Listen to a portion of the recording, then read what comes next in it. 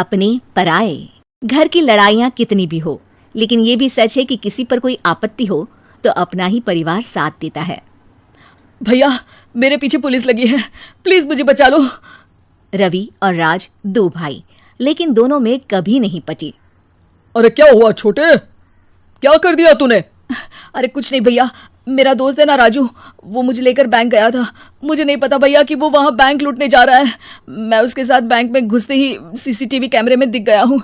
अब पुलिस मुझे ढूंढ रही है, भैया मुझे बचा लो। राज कुछ सोचता है, फिर कहता है, ओके, तुम यहीं रुको, मेरा एक दोस्त पुलिस में है, मैं बात करता हूँ। तभी वहां रवि की बीवी राज की बीवी के साथ आ जाती है। तुम लोगों के घर जब तक पुलिस का आना जाना है, बच्चों को यहीं छोड़ दो, उन पर असर ठीक नहीं पड़ेगा। तभी वहां पुलिस आ जाती है। चलो चलो, कौन है रवि, थाने चलो। मैंने कुछ नहीं किया, मुझे कुछ नहीं पता। अरे वो तो पुलिस स्टेशन चलकर ही पता चलेगा कि कुछ पता है कि नहीं, चलो। कहानी का फ्लैशबैक। भैया मुझे मेरे मकान में हक चाहिए ही चाहिए। अरे लेकिन छोटे, अभी मेरे बच्चों पर काफी खर्चा है, तेरी भाभी की भी तबीयत ठीक नहीं रहती, बजट बिल्कुल नहीं है कि मैं अलग होकर रहूं।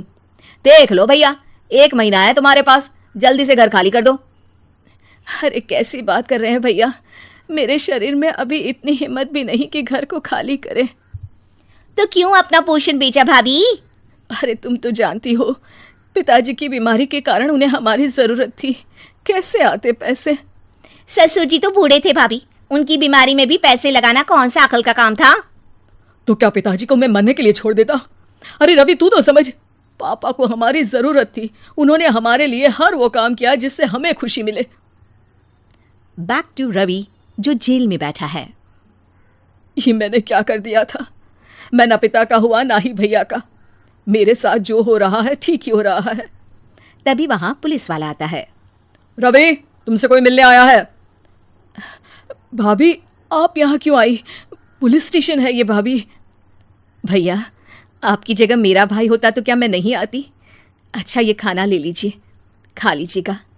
आपके भैया लगे हैं वकीलों और पुलिस वालों से बात करने में, डरने की कोई बात नहीं, जब आपने गुनाह किया ही नहीं तो सजा भी नहीं मिलेगी। रवि भाभी को देखकर रोने लगता है। घर में साक्षी चुपचाप बैठी होती है कि तभी सोनम कहती है, अरे साक्षी क्या हुआ, परेशान क्यों हो रही हो? भाभी अभी अभी पुलिस स्टेशन से खबर आई है, इन्हें बड़े जेल में शिफ्ट किया जा रहा है, मैं क्या करूंगी भाभी?